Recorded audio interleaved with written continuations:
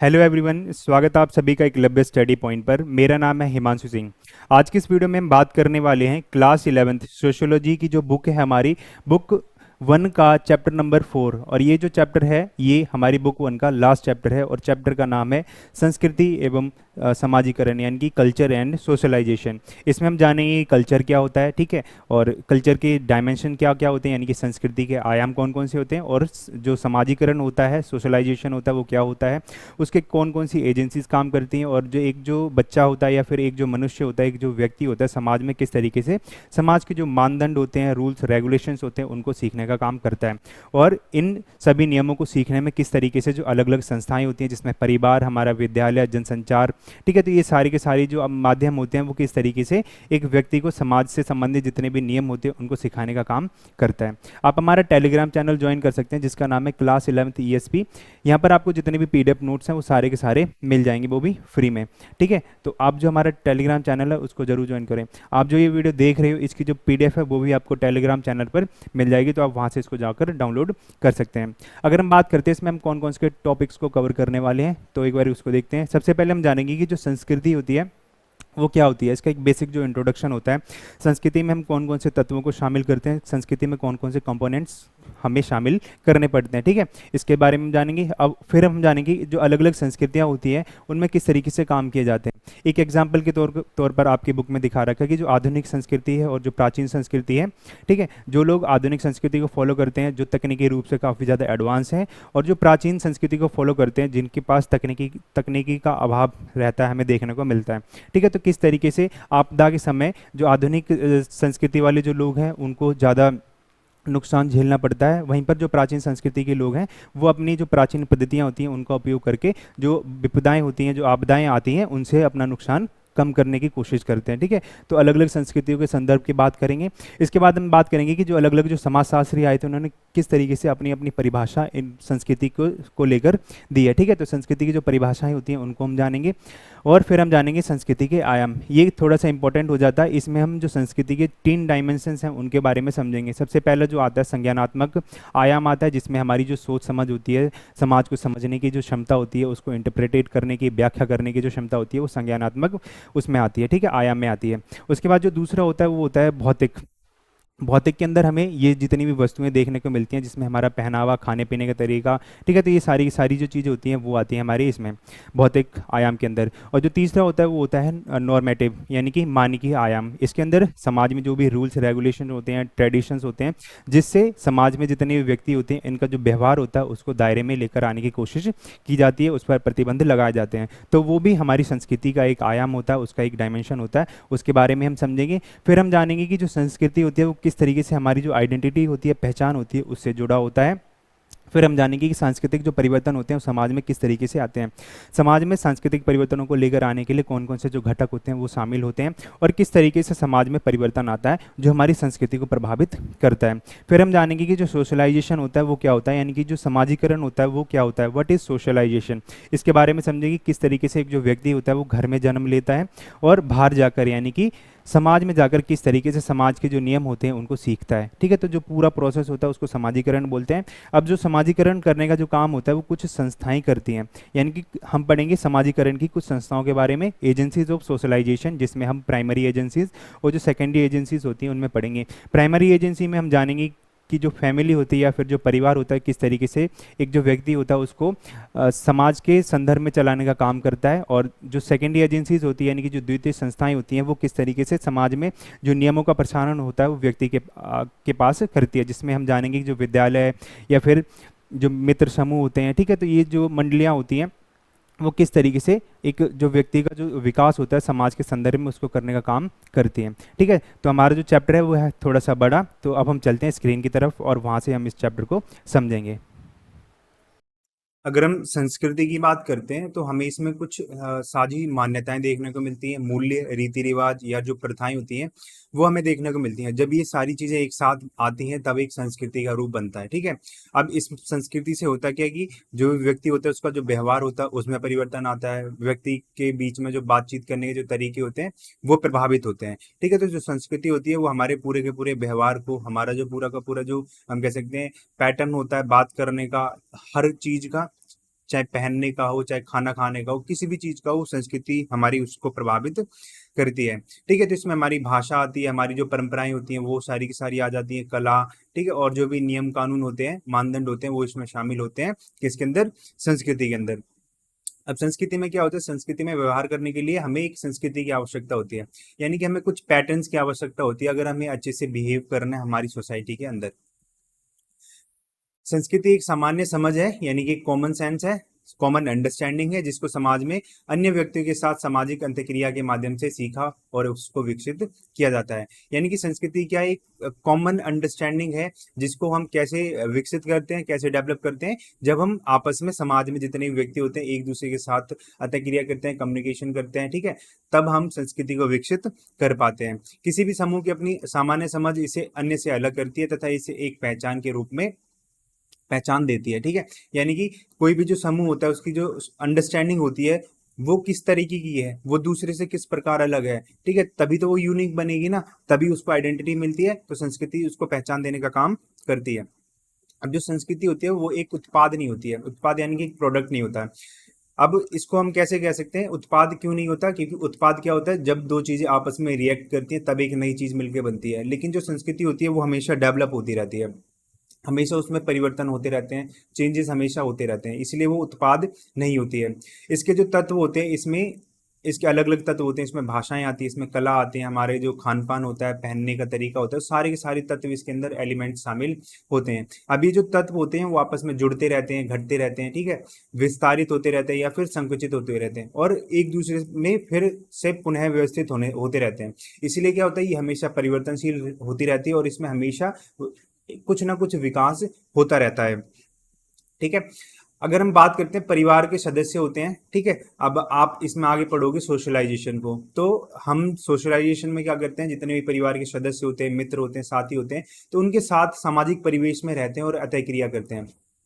तो इसके माध्यम से क्या होता है कि हमें कुछ जो चीजें होती है वो समझ में आती है, जैसे अलग अलग जो चिन्ह होते हैं उनको सीखने का मौका मिलता है, अलग अलग जो संकेत होते हैं उनको समझने का मौका मिलता है, तो इनके साथ में क्या होता है, हम इनका प्रयोग करना सीख जाते हैं। अब जो अधिकांश जो ज्ञान होता है, यानी कि जो चिन्ह संकेत, ये क्या है, ये ज्ञान होता है, तो अधिकांश जो ज्ञान है उसकी जो प्राप्ति होती है वो हमें किससे होती है, मौखिक रूप से होते हैं, यानी कि घर परिवार में जितने सदस्य होते हैं वो कुछ ना कुछ हमें बताते रहते हैं। आपने कुछ दंत कथाएं सुनी होंगी जो लिखित तो नहीं होती है, लेकिन पीढ़ी दर पीढ़ी आगे ट्रांसमिट होती रहती हैं, ठीक है, एक पीढ़ी से दूसरी पीढ़ी में जाती है, दूसरी पीढ़ी से तीसरी पीढ़ी में जाती है, इस तरीके से चलती रहती है, जिसको मौखिक ज्ञान बोला जाता है। दूसरा जो होता है वो होता है किताबी ज्ञान। किताबी ज्ञान के अंदर क्या होता है, कोई एक लेखक होता है, वो अपने विचारों को, अपनी बातों को, अपने अनुभवों को एक पुस्तक में लिखता है और वही पुस्तक आगे कुछ सालों तक चलती रहती है, ठीक है, तो इससे भी ज्ञान की प्राप्ति होती रहती है। अगर हम बात करते हैं विविध परिवेश विविध संस्कृतियों के बारे में, यानी कि अलग अलग जो संस्कृतियां होती हैं वो किस किस परिवेश में रहती हैं, ठीक है, किस तरीके से उनका जो कल्चर होता है, उनकी जो रहने की पद्धतियां होती हैं वो अलग होती हैं दूसरी संस्कृतियों से।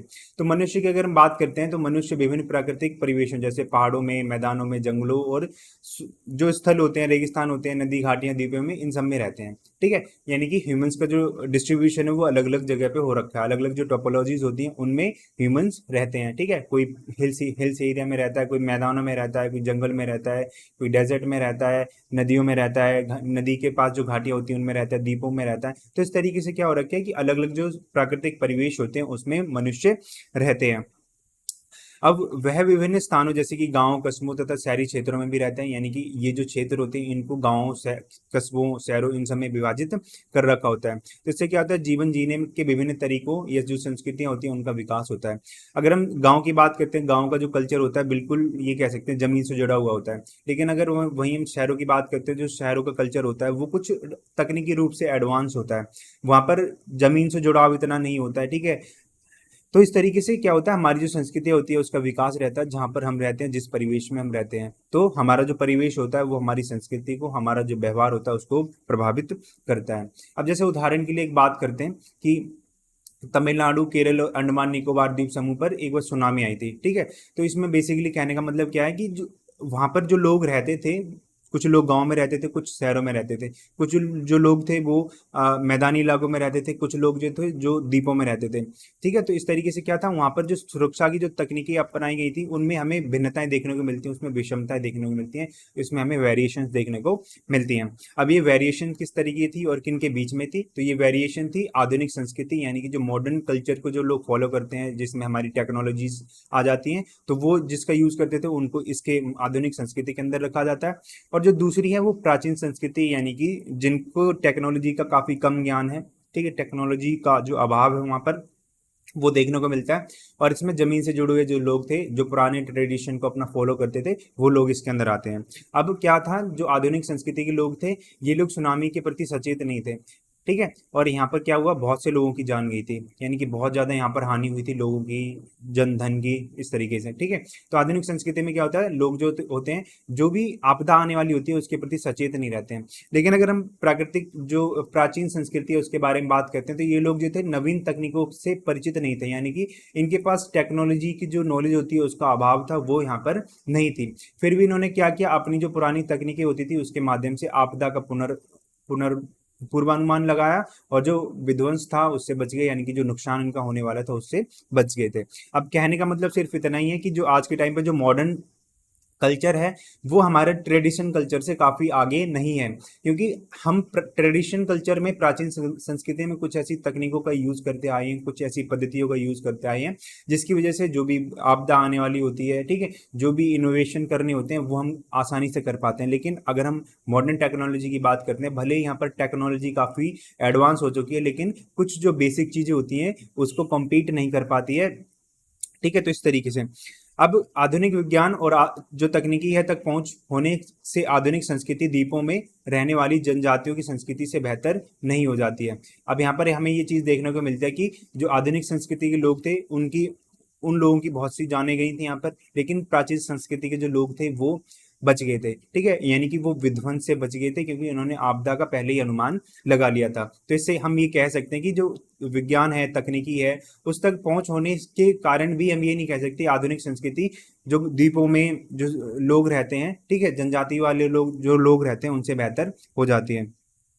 ठीक है, अब बात करते हैं संस्कृति के बारे में। संस्कृति की क्या परिभाषा होती है, यानी कि what is the definition of culture with the respect of different sociologist. ठीक है, अलग अलग जो सोशोलॉजिस्ट आए थे उन्होंने किस तरीके से संस्कृति की परिभाषा दी है। तो संस्कृति शब्द का प्रयोग शास्त्रीय संगीत, नृत्य, चित्रकला में परिष्कृत रुचि का ज्ञान प्राप्त करने के संदर्भ में किया जाता है। यानी कि जिन लोगों को संगीत में, नृत्य में, चित्रकला में रुचि होती है, ठीक है, तो उनको संस्कृति के अंदर रखा जाता है। यह परिष्कृत रुचि लोगों को असांस्कृतिक आम व्यक्ति से अलग करने के लिए रखी गई है। यानी कि जो संस्कृति है बेसिकली हमें डिफरेंस करना बताती है कि कौन किस की व्यक्ति की रुचि संगीत में, किस व्यक्ति की रुचि नृत्य में, किस व्यक्ति की रुचि जो है चित्रकला में, और बाकी जो दूसरे लोग होते हैं जिनकी किसी में भी रुचि नहीं होती उनको असांस्कृतिक नाम दिया जाता है। तो उनके बीच में जो अलग अलग जो करने का काम है, विभेदन करने का काम है, वो संस्कृति के माध्यम से किया जाता है। अब समाजशास्त्री संस्कृति को व्यक्तियों में विभेद करने वाला साधन ही नहीं मानते, यानी कि संस्कृति सिर्फ विभेदन तक सीमित नहीं है, परंतु जीवन जीने का एक तरीका है। यानी कि संस्कृति is the culture is the way of life. ठीक है, जिसमें क्या होता है, समाज के जो सभी सदस्य होते हैं वो भाग लेते हैं, क्योंकि संस्कृति के अंदर हमें पता, हमने क्या पढ़ा है अभी, कि अलग अलग जो कंपोनेंट्स होते हैं वो आपस में एक दूसरे के साथ रिएक्शन करते हैं, एक दूसरे के साथ अंतःक्रिया करते हैं। तो इससे क्या होता है, जो भी सदस्य होते हैं वो आपस में एक दूसरे के साथ मिलते जुलते हैं। ठीक है, तो इससे क्या होता है, एक संस्कृति का जो विकास होता है वो हमें देखने को मिलता है। तो जीवन जीने का एक तरीका होता है संस्कृति। प्रत्येक सामाजिक संस्था अपनी स्वयं की संस्कृति का विकास करती है। ठीक है, सामाजिक संस्था से क्या तात्पर्य होता है, जो समाज का संचालन करती है, इसमें जाति, हमारी धर्म, ठीक है, इस तरह की जो संस्थाएं होती हैं वो हमें देखने को मिलती हैं। तो हर जो संस्था होती है उसकी अपनी संस्कृति होती है।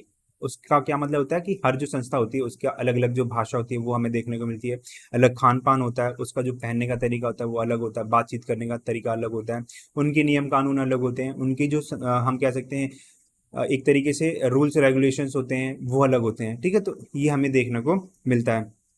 अब एडवर्ड टायलर ने कौन सी परिभाषा दी, उन्होंने किस तरीके से संस्कृति है, कल्चर है, उसको डिफाइन किया है।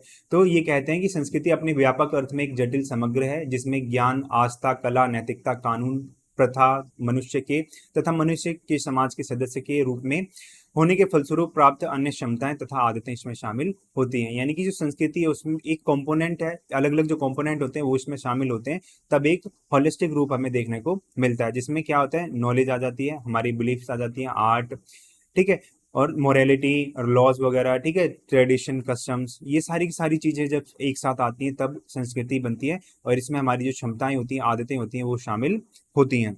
ये कहा था एडवर्ड टायलर ने।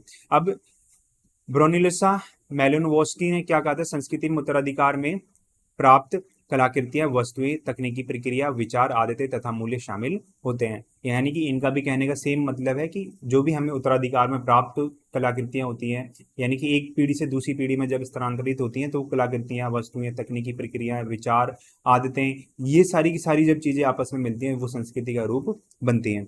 अब तीसरे जो व्यक्ति हैं वो है क्लिफोर्ड ग्रिट्स। इन्होंने क्या कहा था कि मानव एक प्राणी है जो अपने मनुष्य के बुने हुए महत्वाकांक्षाओं के जाल में फंसा हुआ है। यानी कि मनुष्य जो है उसने बहुत ज्यादा महत्वाकांक्षाएं लगा रखी हैं, बहुत ज्यादा स्वप्न लगा रखे हैं, बहुत ज्यादा अपनी इच्छाएं फैला रखी हैं, तो उसी का एक जाल जो होता है वो संस्कृति होता है। तो ये कहते हैं कि मैं संस्कृति को यही जाल मानता हूँ। यानी कि मनुष्य जो है अपनी लालच वाली जो जिंदगी है उसमें ज्यादा फंसता चला जा रहा है, ठीक है, तो वो एक जाल में फंसता हुआ चला जा रहा है, और वो जो जाल है वही संस्कृति कहलाती है। तो ये कहा था क्लिफोर्ड ने। अब संस्कृति के अगर हम आयामों की बात करते हैं, यानी कि डायमेंशंस ऑफ कल्चर, तो इसमें हमें तीन डायमेंशंस देखने को मिलते हैं, तीन जो आयाम है वो हमें देखने को मिलते हैं। सबसे पहला है संज्ञानात्मक पक्ष यानी कि कॉग्निटिव डायमेंशन, दूसरा है मानकीय पक्ष यानी कि नॉर्मेटिव डायमेंशन, और जो तीसरा है वो है मेटेरियल डायमेंशन, ठीक है, यानी कि भौतिक पक्ष। अब सबसे पहले अगर हम संज्ञानात्मक पक्ष के बारे में बात करते हैं, संज्ञानात्मक का अर्थ सीधे सीधे ये होता है कि जो भी हमारा जो मेंटल प्रोसेस होता है उससे संबंधित जो चीजें होती हैं वो सारी की सारी संज्ञानात्मक के अंदर आती हैं। इसमें हमारे क्या होता है कि हमारा जो माइंड होता है वो चीज़ों को देखता है, उसको इंटरप्रेटेट करता है और आगे उसकी एक्सप्लेनेशन करता है, ठीक है, तो ये संज्ञानात्मक पक्ष के अंदर आता है। और ये भी जो होता है वो हमारी संस्कृति का एक महत्वपूर्ण अंग होता है, क्योंकि इस तरीके से हम समाज को देखते हैं, हम उसकी व्याख्या करते हैं, ठीक है, और किस तरीके से उस पर प्रतिक्रिया करते हैं, ठीक है, तो वो चीज़ें हमारी संस्कृति जो होती है उसको प्रभावित करती है। उसके साथ साथ किस तरीके से जो हमारा बिहेवियर होता है उसको भी प्रभावित किया जाता है। तो संस्कृति के संज्ञानात्मक आयाम में साझा मानसिक ढांचे, ठीक है, यानी कि मेंटल प्रोसेस, हमारे जो विश्वास, मूल्य, ज्ञान, प्रणालियां शामिल होती हैं जो लोगों के दुनिया को देखने के, उसको व्याख्या करने के, प्रतिक्रिया करने के तरीके जो होते हैं उनको आकार देती है और उनके निर्णय लेने का मार्गदर्शन करती है। अब बेसिकली संज्ञानात्मक में क्या होता है कि हमारा जो मानसिक प्रक्रियाएं होती हैं, ठीक है, यानी कि जो मेंटल प्रोसेसेस होते हैं, हमारी जो नॉलेज होती है, हमारे जो मूल्य होते हैं, ठीक है, विश्वास होते हैं, वो इसमें शामिल होते हैं। अब इसमें क्या होता है कि हम समाज को किस तरीके से देखते हैं, समाज की किस तरीके से व्याख्या करते हैं और किस तरीके से अपनी प्रतिक्रिया देते हैं। अब प्रतिक्रिया अच्छी है, बुरी है, इस चीज को आकार देती है, यानी कि किस तरीके का रहने वाला, पॉजिटिव रहेगा या नेगेटिव रहेगा, तो वो चीजें हमारे जो संज्ञानात्मक डायमेंशन है, संज्ञानात्मक पक्ष है, उसको प्रभावित करेगा। अगर पॉजिटिव है तो अच्छी बात है, ठीक है, अगर नेगेटिव है तो उसको मार्गदर्शन करने का काम करती है, यानी कि उसको गाइड करने का काम करती है कि इसमें सुधार करने की आवश्यकता है। तो ये संज्ञानात्मक पक्ष का काम होता है। दूसरा जो पक्ष होता है वो होता है मानकीय पक्ष यानी कि नॉर्मेटिव डायमेंशन। अब संस्कृति का मानक आयाम साझा नियमों, मानदंडों, अपेक्षाओं को शामिल करता है, यानी कि इसमें क्या होता है, कुछ जो नियम होते हैं, मानदंड होते हैं, रूल्स रेगुलेशंस होते हैं, और कुछ एक्सपेक्टेशंस होती हैं जो सोसाइटी अपने सोसाइटी के लोगों से करती है कि लोगों को इस तरीके से बिहेव करना चाहिए। तो जो एक ऐसे समूह के भीतर स्वीकार्य व्यवहार को निर्देशित करते हैं, यानी कि कुछ ऐसे व्यवहार होते हैं जो समाज के द्वारा, हमारी जो सोसाइटी होती है उसके द्वारा स्वीकार किए जाते हैं, और ये मार्गदर्शन करते हैं कि व्यक्ति कैसे बातचीत करते हैं और सामाजिक जो मानदंड होते हैं, मानक होते हैं, भूमिकाएं होती हैं, उनका पालन किस प्रकार किया जाता है। तो ये सारा का सारा सोसाइटी के माध्यम से किया जाता है। बेसिकली कहने का मतलब सिर्फ इतना होता है कि जो हम कह सकते हैं जो सोसाइटी के नॉर्म्स होते हैं वो इसके अंदर शामिल होते हैं, यानी कि सोसाइटी के जो कानून होते हैं, नियम होते हैं, वो इसके अंदर शामिल होते हैं। और किसी भी समाज की संस्कृति को चलाने के लिए ये जो नियम होते हैं बहुत ही ज़्यादा आवश्यक होते हैं, और ये जो नियम होते हैं वो स्वीकार होने चाहिए सभी लोगों के द्वारा। अब जब आप आगे पढ़ोगे तो आप स्टेट की थ्योरी के बारे में पढ़ोगे कि किस तरीके से जो स्टेट है उसका डेवलपमेंट होता है, ठीक है, तो वहां पर आप पढ़ोगे कि जो सभी लोग थे वो उस जब स्टेट नहीं बना था उससे पहले बिल्कुल स्वतंत्र थे, उनके पास सभी प्रकार के अधिकार थे, और वहां पर पूरी तरीके से हम कह सकते हैं हिंसा थी, उपद्रव था, अराजकता फैली हुई थी। लेकिन साथ में क्या हुआ, कुछ लोग आगे बढ़कर आए और उन्होंने महसूस किया कि इस तरीके से काम नहीं चलने वाला है, तो उन लोगों ने क्या किया कि अपने जो अधिकार थे वो एक संस्था को दे दिए, उस संस्था को समाज बोला गया, उस संस्था को राज्य बोला गया, ठीक है। तो उन्होंने अपने जो अधिकार थे, अपनी जो स्वतंत्रता थी, वो अपने राज्य को दे दी, और राज्य ने क्या किया कि एक स्वीकार्य नियमों का एक प्रारूप बनाया था, यानी कि एक तरीके से हम कह सकते हैं संविधान का निर्माण किया, कुछ नियम कानूनों को बनाया था, और जो समाज के द्वारा स्वीकार्य थे। तो आगे जाकर ये चीजें बनती हैं, ठीक है, इसी से राज्य बनता है, इसी से संविधान का कॉन्सेप्ट सामने आता है, स्वतंत्रता समानता का जो कॉन्सेप्ट होता है वो यहाँ से हमें देखने को मिलता है। तो ये क्या कहने का मतलब होता है कि जो नियम कानून होते हैं वो संस्कृति को चलाने के लिए काफी ज्यादा आवश्यक होते हैं, और इसमें जो नियम होते हैं साझा होते हैं, जो इसमें क्या होता है समाज के जितने भी लोग होते हैं वो उसको स्वीकार करते हैं। और ये काम, इसका क्या काम होता है कि व्यक्ति किस तरीके से बातचीत करते हैं, उसको उन तरीकों को निर्धारित करने का काम इनके माध्यम से किया जाता है। अब जो तीसरा पक्ष होता है वो, और जो लास्ट पक्ष होता है वो होता है भौतिक पक्ष, यानी कि कुछ जो मटेरियल डायमेंशंस होते हैं, जिसमें कुछ चीजें जो आती हैं जो हमें देखने को मिलती हैं, जिसमें हमारे क्या होता है, हमारे कपड़े आ जाते हैं, हमारी जो टेक्नोलॉजी होती है, हमारी जो आर्ट्स होते हैं वो शामिल आ जाती हैं। तो ये संस्कृति के भौतिक आयाम में मूर्त वस्तुएं, यानी कि जो कॉन्क्रीट थिंग्स होती हैं वो सामने आती हैं, कलाकृतियां, आर्ट्स, और समाज द्वारा निर्मित और उपयोग की जाने वाली भौतिक वस्तुएं शामिल होती हैं, जिसमें उपकरण, हमारे जो अलग अलग जो डिवाइसेस होते हैं, गैजेट्स होते हैं वो शामिल होते हैं, कपड़े, वास्तुकला, आर्किटेक्चर वगैरह, प्रौद्योगिकी, जो सांस्कृतिक मूल्यों और प्रथाओं को प्रभावित करती हैं उसको दर्शाने का काम करती हैं। तो बेसिकली कहने का क्या मतलब होता है कि भौतिक पक्ष में क्या चीजें शामिल होती हैं, भौतिक पक्ष में वो सारी की सारी चीजें शामिल होती हैं जो चीजें हमें देखने को मिलती हैं, जिसमें क्या होता है, हमारे जो कपड़े होते हैं, यानी किस तरीके से किसी संस्कृति के अंदर किस तरीके के कपड़े पहने जा रहे हैं, ठीक है, वस्तु, जो हम कह सकते हैं वास्तुकला है, यानी कि आर्किटेक्चर है, मकानों का साइज किस तरीके का है, मकानों की डिजाइन किस तरीके की बन रखी है, इमारतें, भवन है, उनका निर्माण किस तरीके से हो रखा है, कौन कौन सी टेक्नोलॉजीज यूज हो रही हैं, तो ये सारी की सारी जो चीजें होती हैं वो आती हैं। और बेसिकली इसके अंदर ये भी आता है आर्ट्स, यानी कि हम कह सकते हैं जो हम ड्राइंग वगैरह, चित्रकारी वगैरह करते हैं, ठीक है, म्यूजिक वगैरह बजाते हैं, तो ये सब क्या आता है, ये आर्ट्स के अंदर आता है, आर्ट के अंदर आता है। तो वो सारी सारी किसके अंदर आती है, हमारी मेटेरियल डायमेंशन के अंदर आती हैं। तो ये संस्कृति के तीन डायमेंशन होते हैं, आयाम होते हैं। अब हम बात करते हैं संस्कृति तथा पहचान के बारे में, यानी कि कल्चर एंड आइडेंटिटी के बारे में, किस तरीके से जो संस्कृति होती है वो पहचान दिलाने का काम करती है। तो जो पहचान होती है वो विरासत में नहीं मिलती है, हमें भी पता है, ठीक है, आपको भी पता है कि जो पहचान होती है, आइडेंटिटी होती है, वो विरासत में नहीं मिलती है। ये क्या होता है, व्यक्ति तथा समाज को इनके दूसरे व्यक्तियों के साथ संबंधों से प्राप्त होती है, यानी कि जब व्यक्ति आपस में एक दूसरे के साथ अंतःक्रिया करते हैं, एक दूसरे के साथ कम्युनिकेट करते हैं, तब ये पहचान मिलती है, तब ये जान पाते हैं कि सामने वाला व्यक्ति कौन है, या फिर जिससे मैं बात कर रहा हूँ वो व्यक्ति कौन है, ठीक है। तो क्या होता है कि दूसरों के साथ किस तरह प्रकार के संबंध है, उससे पहचान का निर्माण होता है। व्यक्ति को उसके द्वारा अदा की गई सामाजिक भूमिका ही पहचान दिलाती है, ठीक है। जब आप शायद 12th क्लास में आप ये पढ़ोगे कि जो भूमिका होती है, ठीक है, और जो हम कह सकते हैं स्टेटस होता है वो क्या होता है, वो किस तरीके से बनता है, तो ये चीजें क्या होता है, ये समाज के द्वारा हमें प्रदान की जाती हैं, और व्यक्ति किस तरीके की भूमिका अदा कर रहा है, उसके क्या क्या रिस्पॉन्सिबिलिटी है, क्या उसकी कार्य होते हैं, तो इस तरीके से भूमिका का निर्माण, सॉरी, जो पहचान होती है उसका निर्माण होता है।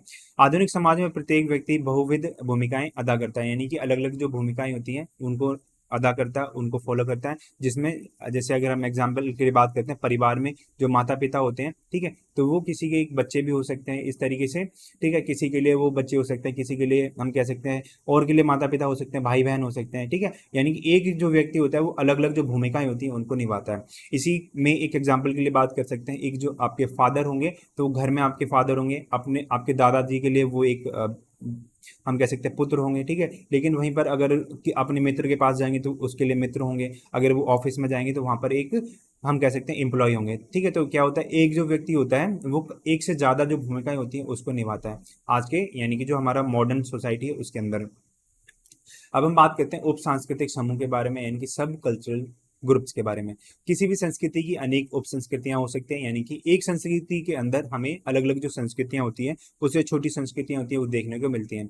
जो उप संस्कृतियां होती हैं उनकी जो पहचान होती है उनकी शैली और रुचि से होती है, यानी कि अलग अलग व्यक्तियों की किस प्रकार किस अलग अलग चीजों में रुचि होती है, ठीक है। तो उस तरीके से जो उप सांस्कृतिक समूह होते हैं उनका निर्माण होता है। किसी विशेष उप संस्कृति की पहचान उनकी भाषा, कपड़ों, संगीत के विशेष प्रकार के प्रति प्राथमिकता या उनके समूह के अन्य सदस्यों के साथ उनकी अंतःक्रिया से की जाती है। यानी कि जो सांस्कृतिक समूह होते हैं उनकी पहचान उनकी भाषा से, उनके कपड़े, उनके जो संगीत होते हैं, ठीक है, उसके प्रकार से, इसके माध्यम से की जाती है। और किस तरीके से वो लोगों से एक दूसरे के साथ बातचीत करते हैं, तो उससे इनकी पहचान की जाती है किसकी, उप सांस्कृतिक समूह की। समूह के सदस्य समूह के उद्देश्यों को से वचनबद्ध होते हैं, यानी कि जो यूनिटी होती है वो हमें देखने को मिलती है इनके अंदर, किस तरीके से कि हमारा जो ग्रुप है उसके क्या क्या ऑब्जेक्टिव्स हैं, क्या क्या उसके एम्स हैं, यानी कि समान उद्देश्य से ये एक दूसरे के साथ वचनबद्ध होते हैं, एक दूसरे के साथ एकजुट होते हैं तथा इकट्ठे होकर इन उद्देश्यों की प्राप्ति के लिए कार्य करते हैं। और यही इनके अंदर क्या एक तरीके से हम कह सकते हैं कि यूनिटी का एक रीजन होता है कि वो जो समूह के लक्ष्य होते हैं उनको प्राप्त करना चाहते हैं, ठीक है। तो इनका ये जो उद्देश्य होता है इन लक्ष्यों को प्राप्त करना होता है। अब एक कॉन्सेप्ट आता है नृजाति केंद्रवाद और विश्व बंधुत्व। बेसिकली कहने का मतलब क्या होता है, विश्व बंधुत्व क्या होता है कि अलग अलग जो कल्चर्स होते हैं उनको मान्यता देने का काम करता है, ठीक है। यानी कि सांस्कृतिक जो लेन देन होता है उसको बढ़ाने का काम करता है। लेकिन नृजाति केंद्रवाद क्या होता है कि अपनी संस्कृति को दूसरी से श्रेष्ठ बताने का काम नृजाति केंद्रवाद के अंदर किया जाता है। तो नृजाति केंद्रवाद क्या है कि इसमें क्या होता है, अपने सांस्कृतिक मूल्यों तथा मूल्यों का अन्य संस्कृति के लोगों के व्यवहार तथा आस्था का मूल्यांकन करने के लिए प्रयोग करने से है। यानी कि जब हम एक संस्कृति का दूसरे संस्कृति के साथ मूल्यांकन करते हैं, इवैल्यूएशन करते हैं और उसमें हम अपनी चीजों को श्रेष्ठ बताने का काम करते हैं, वो नृजाति केंद्रवाद कहलाता है। जिन सांस्कृतिक मूल्यों को मानदंड या मानक के रूप में प्रदर्शित किया गया था उन्हें अन्य संस्कृति की आस्था तथा मूल्यों से श्रेष्ठ माना जाता है। यानी कि अपनी जो संस्कृति होती है उसको तो ज्यादा श्रेष्ठ माना जाता है, लेकिन जो दूसरी संस्कृति होती है उसको निचला दर्जा दे दिया जाता है। वहीं पर जो विश्व बंधुत्व होता है वो क्या काम करता है कि व्यक्ति जो होता है अन्य व्यक्तियों के मूल्यों तथा आस्थाओं का मूल्यांकन अपने मूल्यों तथा आस्थाओं के अनुसार नहीं करता है। यानी कि बेसिकली हम कह सकते हैं ये जो होता है ये होता है अंडरस्टैंडिंग, कि हम दूसरी चीजों को फॉलो करते हैं, उसी प्रकार जो अलग व्यक्ति हैं जो दूसरी कल्चर को फॉलो करते हैं उनकी जो आस्था है, ठीक है, उनकी जो ट्रेडिशन है, उनकी जो बिलीफ्स हैं वो अलग है, ठीक है। तो उसके अनुसार ये मूल्यांकन करने का काम नहीं करता है। यह विविध सांस्कृतिक प्रवृत्तियों को मानता है, यानी कि अलग अलग जो सांस्कृतिक ट्रेडिशंस होते हैं वो हमें इसके अंदर देखने को मिलते हैं। इन्हें अपने अंदर समायोजित करता है, यानी कि एडजस्टमेंट करता है तथा एक दूसरे की जो संस्कृति होती है उसको समृद्ध बनाने के लिए सांस्कृतिक विनिमय तथा लेन देन को बढ़ावा देने का काम इसके अंदर किया जाता है।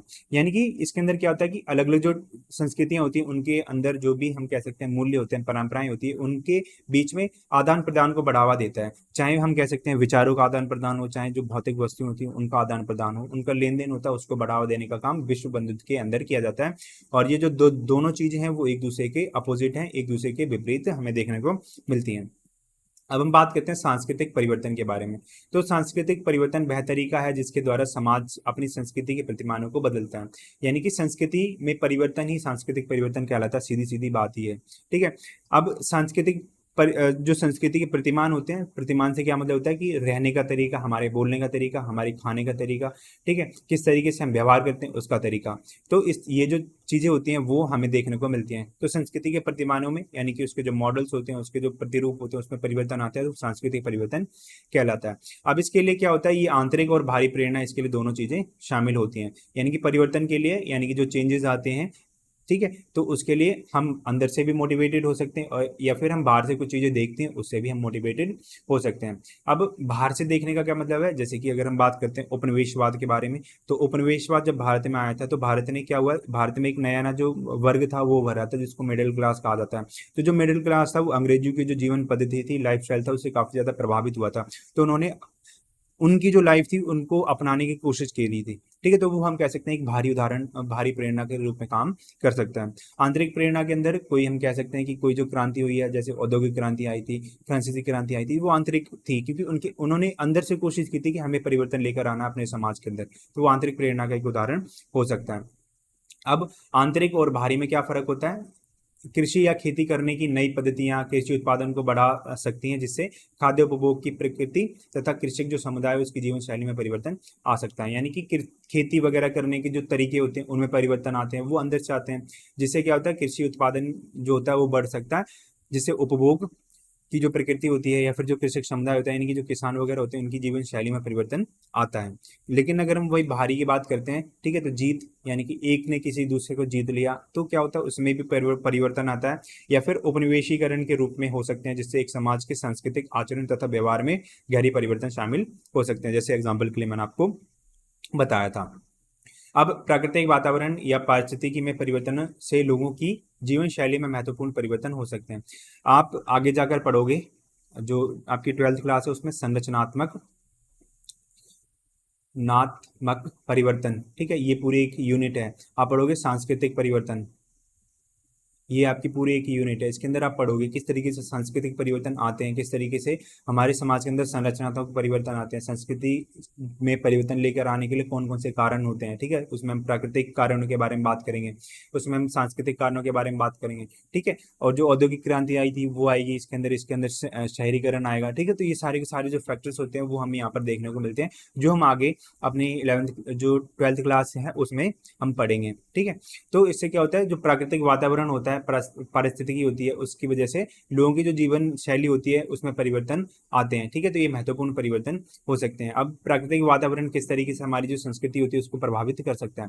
जैसे सपोज करो कि कोई व्यक्ति अगर कोई तटीय क्षेत्रों में रहता है, वहां पर हम कह सकते हैं बाढ़ आ जाती है, सुनामी आ जाती है, तो वहां से क्या होता है, उसकी जो जीवन जिंदगी होती है वो पूरी तरीके से बदल जाती है।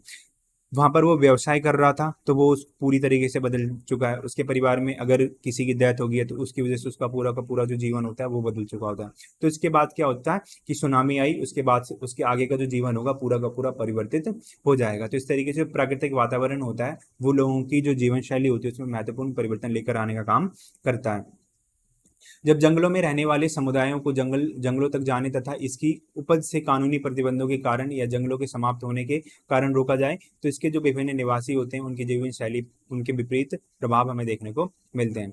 अब प्राकृतिक वातावरण का एक उदाहरण है कि जो जीवन शैली होती है, जो लोग जंगलों में रहते हैं, जो लोग जंगलों में रहते हैं, तो अगर उन पर जंगलों की जो उपज होती है, जंगलों के जो संसाधन होते हैं, उनका उपयोग करने पर प्रतिबंध लगा दिया जाए तो वो लोग कहाँ जाएंगे, ठीक है। अगर उनको रोका जाए तो उनके साथ क्या होगा, तो उनकी जो जीवन शैली होगी वो पूरी तरीके से बदल जाएगी, क्योंकि उनका जो जीवन था वो जंगलों पर निर्भर था। अब जंगल के जो संसाधन होते हैं अगर वो व्यक्ति उनको उपयोग नहीं कर पा रहे हैं तो उनका जो जीवन होगा पूरी तरीके से बदल जाएगा। अब बदलेगा किस प्रकार की, अगर वो जंगल के संसाधन का उपयोग नहीं कर पा रहे हैं तो उनको कुछ ना कुछ तो करना पड़ेगा, तो वो लोग वहां से विस्थापित होकर शहरों की तरफ जाएंगे।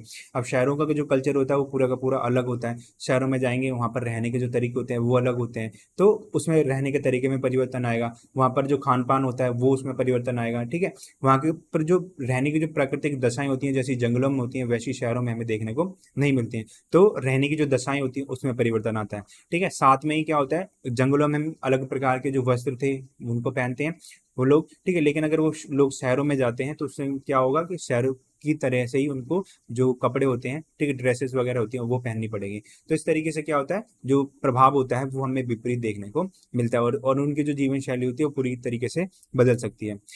और विकासात्मक परिवर्तनों के साथ क्रांतिकारी परिवर्तन भी हो सकते हैं। यानी कि विकासात्मक परिवर्तन, जो परिवर्तन धीरे धीरे आते हैं समाज के अंदर, एक हम कह सकते हैं धीरे धीरे चेंजेस लेकर आने का काम करता है, वो विकासात्मक परिवर्तन हो सकते हैं। लेकिन कुछ जो परिवर्तन होते हैं वो होते हैं क्रांतिकारी परिवर्तन।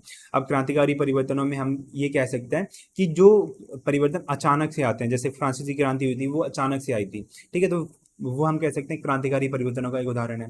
इसी के साथ में हम कह सकते हैं औद्योगिक क्रांति थी वो अचानक से आई थी, ठीक है, तो वो एक क्रांतिकारी परिवर्तन था जिसने हमारी सोसाइटी थी की जो लाइफस्टाइल थी उसको पूरी तरीके से चेंज कर दिया था।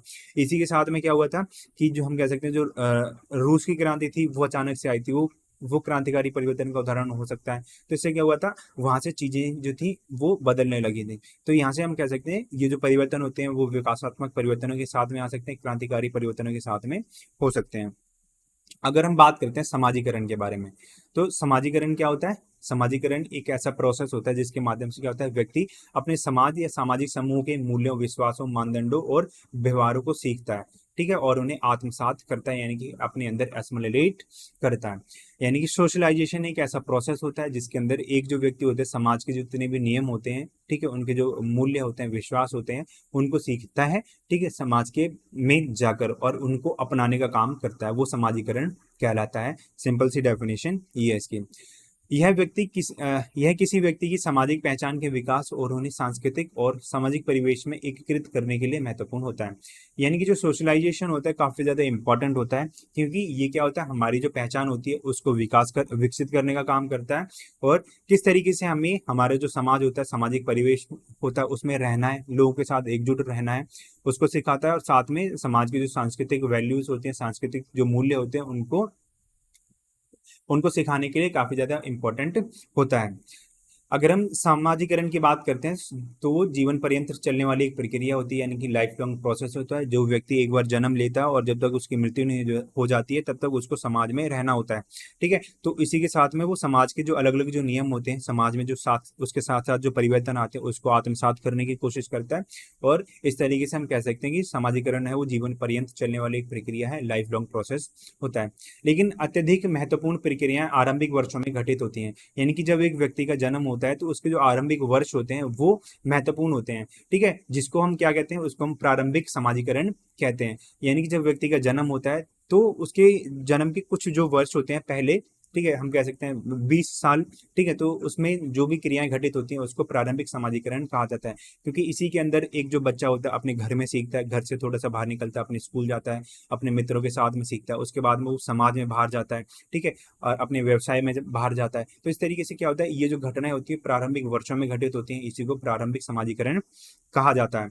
द्वितीयक समाजीकरण एक व्यक्ति के जीवन पर्यंत चलने वाली प्रक्रिया होती है। जो व्यक्ति होता है वो विद्यालय से बाहर निकलता है, सोसाइटी में जाता है, सोसाइटी में अपने व्यवसाय को स्थापित करता है। ठीक है, अपने करियर को बनाता है, और वहां से ये जो पूरा का पूरा जो जीवन होता है, यानी कि समाजीकरण की जो प्रक्रिया होती है वो जीवन पर्यंत चलने वाली प्रक्रिया हो जाती है।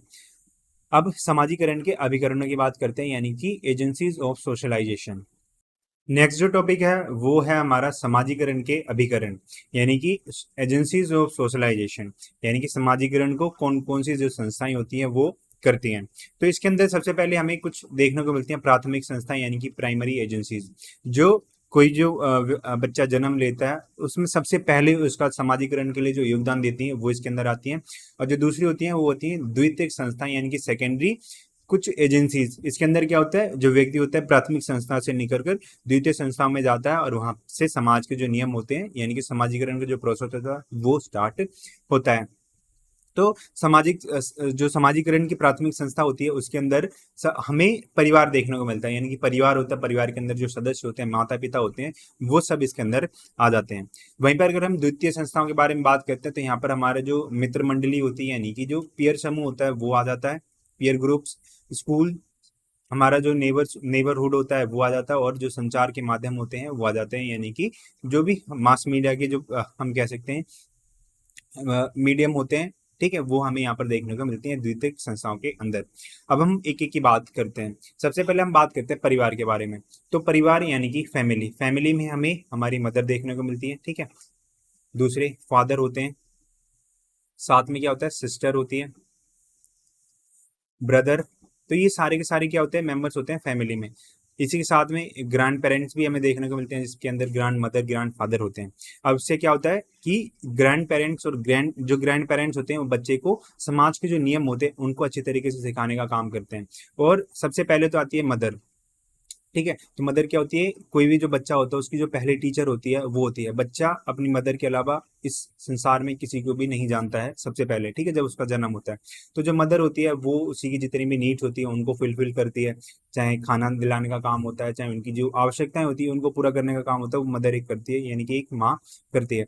माँ ही जो बच्चा होता है उसको समाज के जो नियम होते हैं थोड़े बहुत उनको सिखाने का काम करती है। समाज में किस तरीके से बोलना है, किस तरीके से बात करनी है, इस तरीके से जो नियम होते हैं वो परिवार सिखाता है एक बच्चे को। ठीक है, इसी के साथ में जो सिस्टर्स होते हैं, ब्रदर्स होते हैं, ये सब क्या करते हैं, एक एक माहौल ऐसा क्रिएट करते हैं कि पीयर्स के साथ में किस तरीके से बिहेव करना है। ठीक है, तो ये चीजें हमें देखने को मिलती हैं। इसी के साथ में जो ग्रैंड पेरेंट्स आते हैं, यानी कि कुछ ग्रैंड पेरेंट्स जो होते हैं वो क्या काम करते हैं कि परिवार के अंदर रहकर बच्चे की देखभाल करते हैं, उसकी अपब्रिंगिंग करते हैं अच्छी तरीके से। ठीक है, और जो समाज में जो नियम होते हैं, संस्कृति जो होती है, ठीक है, उसके जो इंटरेस्ट होते हैं उनको जगाने का काम करते हैं। ठीक है, तो ये परिवार होता है। उसके बाद में क्या आती है, मित्र मंडली, यानी कि पीयर समूह, जिसको समकक्ष समूह भी बोल सकते हैं। ठीक है, जो यानी कि सेम लेवल के आते हैं। इसके अंदर क्या होता है, एक जो बच्चा होता है उसी की सेम एज के बच्चे आते हैं और वो आपस में खेलते हैं, एक दूसरे के साथ बातचीत करते हैं। तो इस तरीके से क्या होता है, मित्र मंडली जो होती है समाज में, उनको बातचीत करने के जो तरीके होते हैं, उनके जो पैटर्न्स होते हैं, उनको बताने का काम करती है। और समाज में उनका एक ऐसा समूह होता है जिसमें वो अपना किसी भी तरीके की उनको हेजिटेशन नहीं होती है और वो अपनी जो बात होती है, ठीक है, उनके जो थॉट्स होते हैं, विचार होते हैं, वो अच्छी तरीके से एक्सप्रेस कर सकती हैं उनके सामने।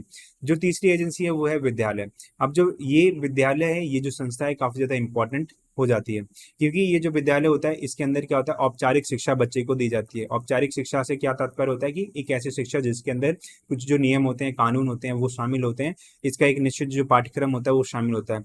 अब अभी तक हम बात करते हैं मदर की, चाहे मित्र मंडली की बात करते हैं, आगे भी हम बात करेंगे, तो उसमें हमें कहीं पे भी जो रूल्स रेगुलेशन होते हैं वो देखने को नहीं मिलते हैं। लेकिन रूल्स रेगुलेशन के साथ में जो सीखने का काम होता है वो स्कूल्स के अंदर किया जाता है। ठीक है, तो यहाँ से क्या होता है, व्यक्ति जो होता है समाज में किस तरीके से व्यवहार करेगा, किस तरीके से बातचीत करेगा, उसके जो नियम कानून होते हैं उसके माध्यम से उन चीज़ों को सीखता है और समाज में जाकर अपनी अपनी भूमिका होती है उसको निर्वहन करता है उसका। ठीक है, तो विद्यालय जो होता है समाज में एक इंपॉर्टेंट रोल प्ले करता है और यहीं से व्यक्ति को अगर औपचारिक शिक्षा अच्छी प्रकार से मिल रखी है तो समाज में जाकर एक अच्छा सामाजिक तत्व बनने का काम करेगा। लेकिन अगर विद्यालय में उसकी औपचारिक शिक्षा अच्छे प्रकार से नहीं हो रही है, ठीक है, उसको अच्छी प्रकार से शिक्षा नहीं दी जा रही है, तो उसमें क्या होगा, जो व्यक्ति है वो आगे चलकर असामाजिक तत्व बनने का काम करेगा और जो समाज के लिए काफी ज्यादा घातक सिद्ध हो सकता है। तो यहीं से क्या होता है, जो विद्यालय होता है काफी ज्यादा इंपॉर्टेंट हो जाता है। अगर हम आस पड़ोस की बात करते हैं, नेबर की बात करते हैं, जिसके अंदर क्या होता है, हमारे आसपास कौन से लोग रहते हैं, ठीक है, किस तरीके से वो आपस में बातचीत करते हैं, ठीक है, तो वो सारी की सारी चीजें आती हैं।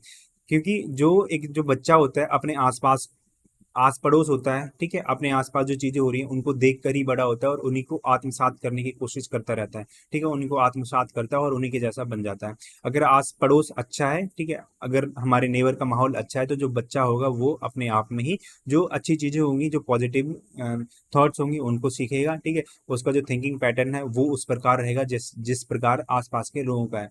अगर आसपास के जो लोग होते हैं वो कुछ बुरी आदतों में संलग्न होते हैं, ठीक है, तो बच्चा जो होगा वो अपने आप ही बुरी आदतों को फॉलो करने लगेगा। ठीक है, तो इस तरीके जो हमारा आस पड़ोस होता है, हमारा जो नेबर होता है, वो समाजीकरण में काफी ज्यादा इंपॉर्टेंट हो जाता है। अगर हम संचार माध्यमों की बात करते हैं, यहाँ से क्या होता है, जो व्यक्ति होता है, जो बच्चा होता है, वो समाज के बारे में जो नियम हम कह सकते हैं जो जानकारी होती है उनको इकट्ठी करने की कोशिश करता है। संचार के माध्यम में क्या होता है, हमारी जो बुकें आ जाती हैं, पुस्तक, ठीक है, वो आ जाती है। उसके बाद में क्या होता है, सोशल मीडिया आज के टाइम पे काफी ज्यादा फेमस है। उसके साथ में जो टेलीविजन होते हैं, दूरदर्शन, रेडियो, ये सारी की सारी चीजें आ जाती है। इससे क्या होता है, जो बच्चा होता है वो समाज के जो नियम होते हैं उनको सीखता है। ठीक है, रेडियो पर सीखता है, ठीक है, पुस्तकों को पढ़कर सीखता है, जो पत्रिकाएं होती है, मैगजीन्स होती है, उनको पढ़कर सीखता है। तो ये सारे के सारे संचार के माध्यम होते हैं जो व्यक्ति के समाजीकरण में काफी ज्यादा इंपॉर्टेंट होते हैं। अगर हम बात करते हैं समाजीकरण तथा व्यक्तिगत स्वतंत्रता के बारे में, अब व्यक्तिगत जो स्वतंत्रता होती है, समाजीकरण होती है, वो एक दूसरे के साथ हम कह सकते हैं काफी ज्यादा जुड़ी हुई है, एक दूसरे के पार्ट होते हैं। सामान्य परिस्थितियों में समाजीकरण द्वारा लोगों को कभी भी एक अनुरूपता तक नहीं लाया जा सकता। यानी कि समाजीकरण में क्या होता है, सभी व्यक्ति जो होते हैं वो एक ही चीज को सीखते हैं कि हमें समाज के नियमों को आत्मसात करना है। तो इससे क्या होता है, समाजीकरण जो होती है लोगों को कभी भी एक जैसा नहीं बना सकती है। ठीक है, अब एक जैसा क्यों नहीं बना सकते, क्योंकि समाज में जो है हमें संघर्ष देखने को मिलता है। संघर्ष हम कह सकते हैं विचारों का संघर्ष होता है, प्रतिस्पर्धा होती है। तो संघर्ष को अनेक कारण जो होते हैं वो बढ़ावा देने का काम करते हैं। जन्म से मृत्यु तक हम अन्य व्यक्तियों के साथ अंतःक्रिया करते हैं, ठीक है, उसके द्वारा अपने व्यक्तित्व को, अपने मूल्यों को, अपने व्यवहार को निखारने की कोशिश करते हैं, उसी में शामिल होते रहते हैं। यानी कि जो व्यक्ति होता है जन्म से लेकर मृत्यु तक अपनी जो पर्सनैलिटी होती है उसको डेवलप करता है, उसके जो हम कह सकते हैं बिलीफ्स होते हैं, उसका जो बिहेवियर होता है उसको बनाने की कोशिश करता है। तो इसी के साथ में हम कह सकते हैं कि जो समाजीकरण होता है वो हमारी जो व्यक्तित्व होता है, हमारा जो स्वतंत्रता होता है उसके लिए काफी ज्यादा इंपॉर्टेंट होता है, उसके मूल में होता है। यानी कि जो व्यक्ति है अपने व्यक्तित्व को बनाता है, व्यक्तित्व को बनाने के लिए उसको समाजीकरण करना पड़ेगा। अगर उसको अपनी स्वतंत्रता को बनाए रखना है तो उसको समाजीकरण को फॉलो करना पड़ेगा, उसका जो प्रोसेस होता है उसको फॉलो करना पड़ेगा। तो इसी से हम कह सकते हैं कि समाजीकरण हमारी पर्सनैलिटी को, हमारी जो फ्रीडम होती है उसका एक इंपॉर्टेंट पार्ट होता है। यहाँ से आपका जो चैप्टर होता है वो होता है खत्म और ये है आपका लास्ट चैप्टर। इस बुक का, ठीक है, यानी कि जो हमारी बुक फर्स्ट है उसका लास्ट चैप्टर है, और यहाँ से आपकी जो बुक 1 का है जो सिलेबस है वो पूरा का पूरा कंप्लीट होता है। इसकी जो सारी की सारी पीडीएफ्स हैं वो आपको टेलीग्राम चैनल पर मिल जाएंगी, ठीक है, तो वहाँ से इसको डाउनलोड कर सकते हैं, और जब आपके एग्जाम स्टार्ट होंगे तब वहाँ से हम इसके जो इंपॉर्टेंट क्वेश्चंस होते हैं, एमसीक्यूज होते हैं, उनको स्टार्ट करेंगे। Thank you. जय हिंद, जय भारत।